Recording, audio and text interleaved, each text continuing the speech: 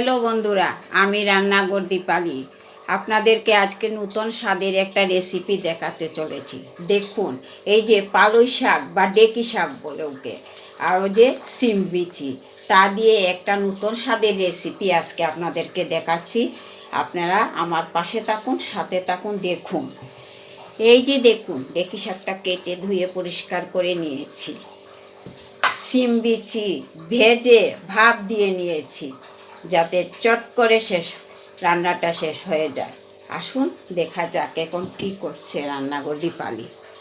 কড়াইটা বসিয়ে রেখেছিলাম, গরম হয়ে আসছে। অল্প তেল দিয়ে দিচ্ছি।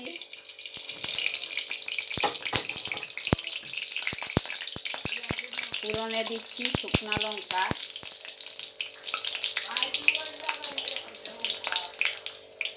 গোটা কয়েকটা মেথি।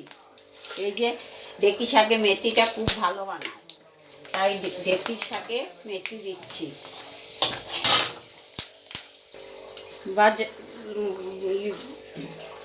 মেথিটা লাল হয়ে গেছে। এই যে দেখুন, ডেকি শাকগুলা দিয়ে দিচ্ছি।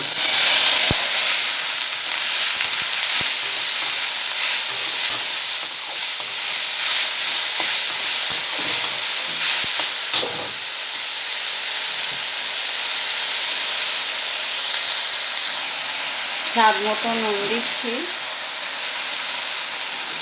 পরিমাণ মতো হলুদের গুঁড়া দিচ্ছি, চামচে 1 চামচ। ভেজে রাখা সিম বিচি তাও দিয়ে দিচ্ছি। কাঁচা লঙ্কা দিচ্ছি, গোটা কয়েকটা চিড়ে রেখেছিলাম, তাও দিয়ে দিচ্ছি।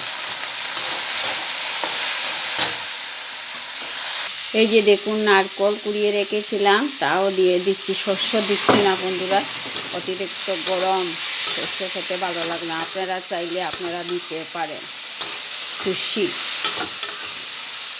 সিম বিচি আর ডেকি শাক, সিম বিচি বেশে ডেকি শাক রান্না করলো আজ রান্নাঘর দীপালি।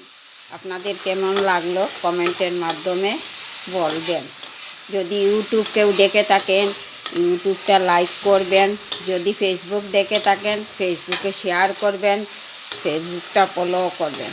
আমার এই ডেকি শাক রান্নায় যদি কোনো নতুন অতিথি এসে থাকেন, তাহলে আমার চ্যানেলটাকে সাবস্ক্রাইব করে নেবেন।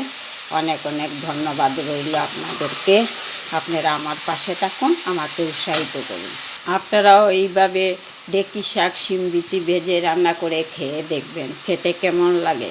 রান্নাঘর দীপালি যে আপনাদেরকে দেখালো, খেতে ভালো লাগছে কি না খারাপ লাগছে, আপনারা আমাকে লাইক করবেন, শেয়ার করবেন, পুরো ভিডিওটা দেখবেন, কেটে কেটে দেখবেন না। হয়ে গেছে আমার ডেকি শাক সিম বিচি দিয়ে, নামিয়ে নেব এবার। এই দেখুন, নামিয়ে নিয়েছি। কি সুন্দর হয়েছে আমার ডেকি শাক সিম বিচি দিয়ে। আপনারা আমার পাশে থাকুন, কমেন্ট লাইকের অপেক্ষায় রইলাম। নমস্কার বন্ধুরা।